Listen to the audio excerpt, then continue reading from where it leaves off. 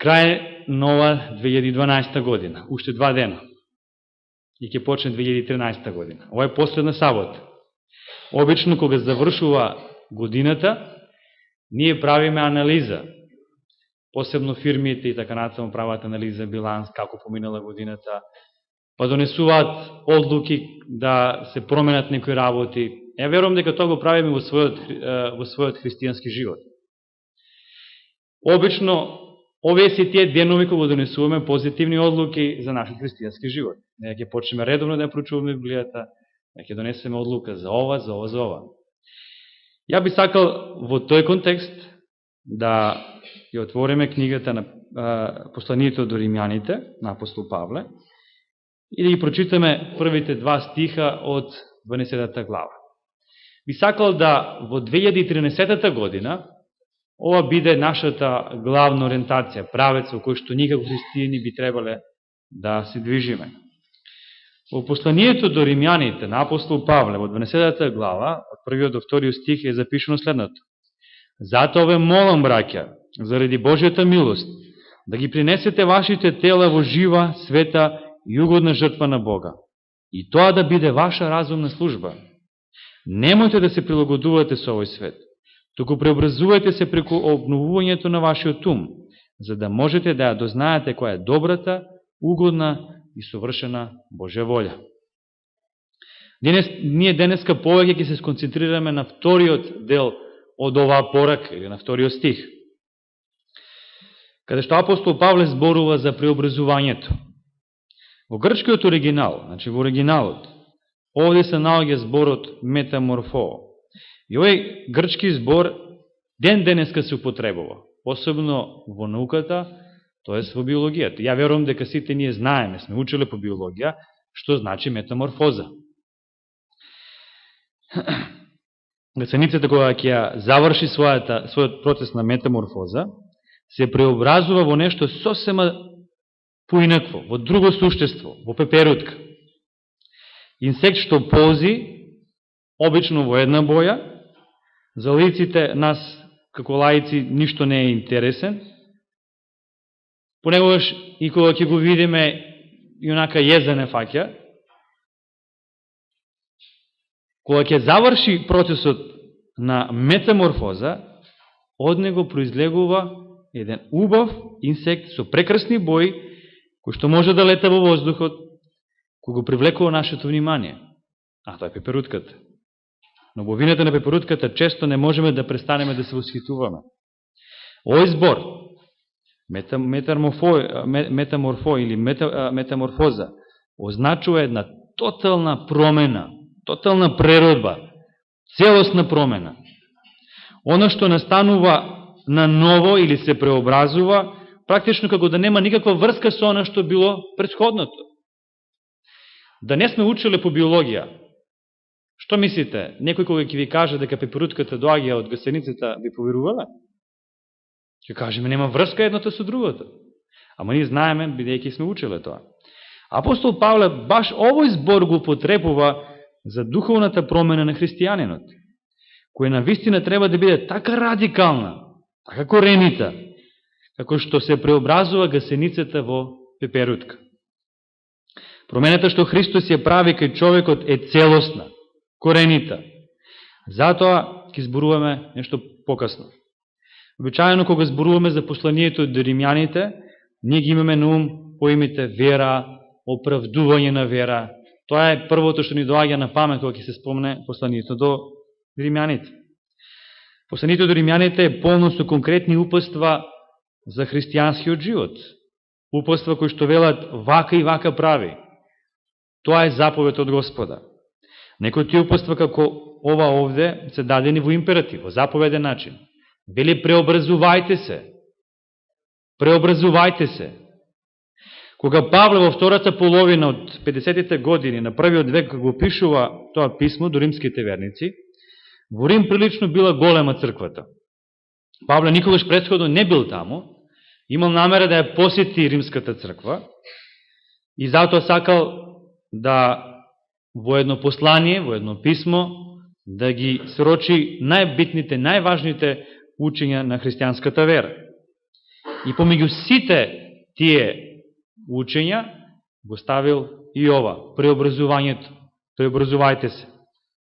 За христијанската преобразба ќе нагласиме 3 работи. Првата веќе ја споменавме, а тоа е преобразбата мора да биде целосна или потполна.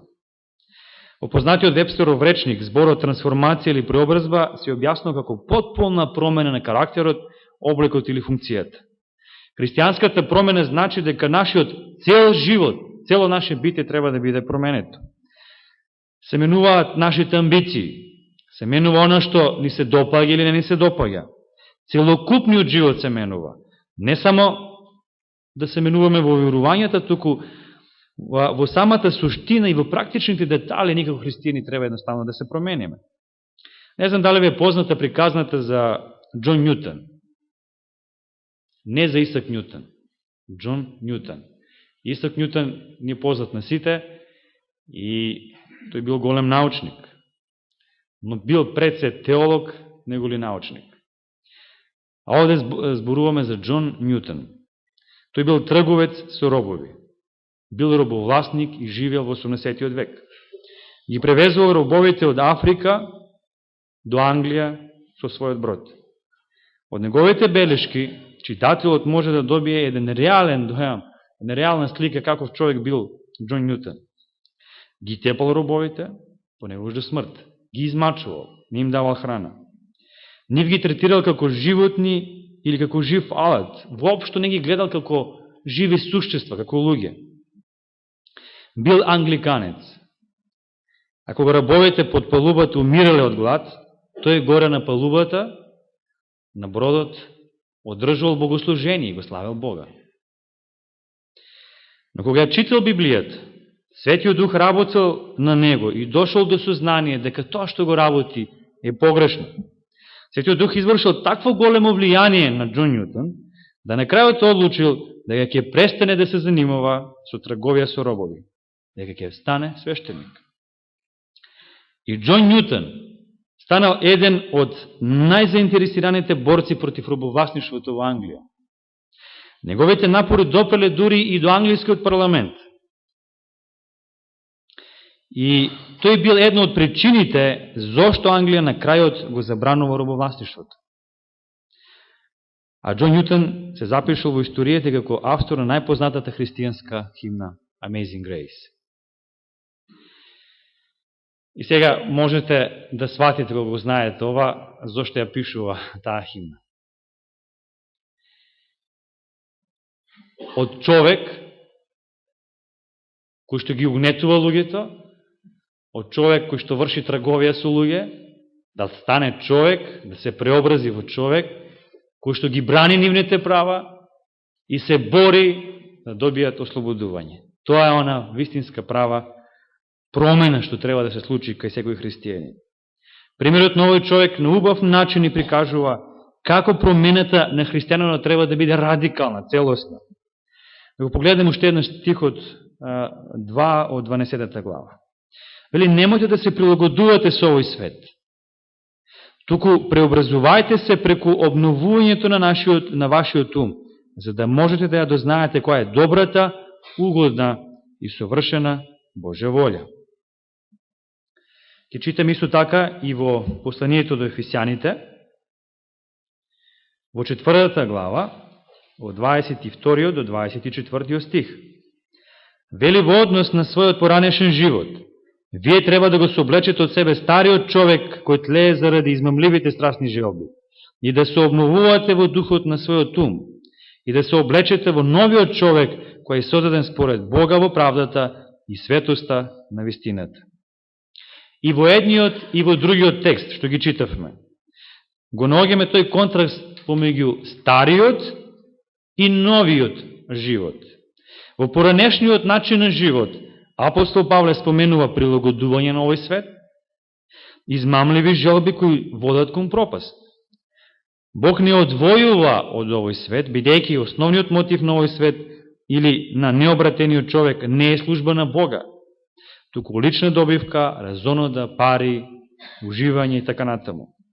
Оваа длабока основна мотивацијска усмереност на христијанинот и светот е диаметрално различна. Затоа преобразувањето во суштинска смисла не одвојува од светот. А новиот човек, како што беше забележено, е создаден според Бога, тој е ново Божие создание, кој живее во вистинска искрена праведност и светост, вели апостол Павле. Интересно да се примете дека Павле нагласува дека дури новиот човек, преобразениот човек, има вистинска способност да ја воочи Божјата волја, која е добра, света и совршена. Еве тоа добро може едноставно да го увидиме во вториот стих. Нели зборува, нема да се прилагодувате на овој свет, преобразувајте се, и на крајот вели, за да можете да ја дознаете која е добрата, угодна и совршена Божја волја. Се посакувале да ја знаеме Божјата волја. Само вели оној кој што е преобразен, кој што е одвоен од светот, кој што живее свет живот, може да ја препознае која е Господовата волја. Слика на една целосна промена, која Светиот Дух во нас ја прави, е и следниот извештај од животот на Јован Хризостом, или Јован Златоуст. Јован Хризостом бил уапсен од страна на римскиот император. Императорот настојувал да постигне Хризостом да се одрекне од христијанството, од Христа. Императорот се советувал со своите советници што да прави со него. Како да го успее во таа намера што е имал. И ги прашал, дали да го фрлиме во келија, да го затвориме? Советниците му кажале не, па неговата желба е да биде во мир насамо со Бога. Ако го фрлиш во келија, тоа е баш она што тој тоа го сака. Па тогаш да го убиеме. Не, за него смртта не представува голема загуба. Тој тврди дека со смртта е поблиско до воскресението при второто Христово доаѓање. Знае дека еден ден ќе воскресне. Па добро, што тогаш да правиме? И советниците го советували императорот. Вели, постои само една работа, која на Јован Хризостом, на Јован Златоуст, ќе му нанесе штета и болка. Присили го да греши. Тој не се плаши од ништо друго, како што се плаши од гревот. Гревот е единствената работа, што може да не одвои од Бога, и Јован Хризостом тоа многу добро го знае. Но неговиот карактер бил толку променет, да кон гревот имал голема аверзија, поголема отколку стравот од смртта или физичкото страдање. Дали еден таков карактер, преобразен карактер, еден таков длабок став се формира преку ноќ во еден момент? Секако дека не. Тоа е процес. И тоа е следната карактеристика на христијанската преобразба. Тоа е второто, или преобразувањето, или посветувањето, сепак е раст, процес. Сигурно веќе сте виделе големи снажни дрва во некој град, во некој парк, како со своите корени го подигнале, го разориле асфалтот. Сте го виделе тоа? На многу места тоа сум го видел. Дури понегош дрвата знаат да направат и големи проблеми. Јас сум видел и куќа како е расцепена на пола. Кога би биле присутни во времето, кога дрвата се саделе како садници, што биле тенки, мали садници, би поверувале дека тоа нешто би ви текнало, дека тоа нешто може да се случи? Па дури и ти кога ги саделе, немале поим дека тоа ќе се случи, затоа ги посаделе таму. Но стабилноста и неверојатната сила на едно такво дрво се развива низ многу години. Полека расте, напредува, ги ојачува своите корени, своето стебло. И доаѓа да едноставно го подигне асфалтот и ја разруши куќата и така натаму. Исто и со духовните промени кај христијанинот. Новиот човек, кој Светиот Дух го раѓа во нас, со текот на времето, ако одржува заедница со Бога, станува се посилен и посилен. Тоа е процес. Тоа е процес. Ефесјаните 4.23 вели и да се обновуваме во духот на својот ум. Да се обновуваме, вели. Нешто што трае. Слично и во 2 Коринќаните 4.16, таму е забележено, вели, затоа да не се истоштуваме, иако се распаѓа нашиот надворешен човек, внатрешниот, вели, се обновува од ден во ден. Внатрешниот човек, вели, се обновува од ден на ден. Да го запазниме изразот од ден на ден. Тоа што се обновува во нас, од ден во ден е стабилноста, одлучноста на христијанското преобразување во нас. Духовната цврстина на новиот човек. Некој духовниот раз го сваќаат така да човекот се лишува од одредени лоши навики. И мислат кога ќе се лиши од сите лоши навики, тој ќе достигне совршенство. Тука мораме да бидеме внимателни. Библијата нас зборува за потполно наново раѓање, потполно преобразба. Овие текстови зборуваат за обновувањето на таков еден тотален нов живот, од ден во ден, или посветувањето. Се работи за јакнење на новиот човек, продлобочувањето на тој став, што последично создава гревот да ни биде одвратен и поради тоа ние едноставно ги менуваме своите навики. И третата карактеристика на промената која што треба да биде кај нас христијаните е промената во која во нас ја ветил Бог и е можна. Кога се соочуваме со фактот со своите лични слабости, кога ќе дојде момент да погрешиме, можеме многу лесно да паднеме во очи. Ви се случило тоа понекогаш? Давате се од себе, се менувате и кога ќе сватите дека тоа е многу тешко, дека не оди според планираното, понекогаш се разочаруваме. И тврдиме дека веруваме во Исуса Христа, но често се чини дека како да не можеме да поверуваме дека навистина можеме да се наново родиме, да се преобразиме. Дали сте доживеле целосна промена во својот живот?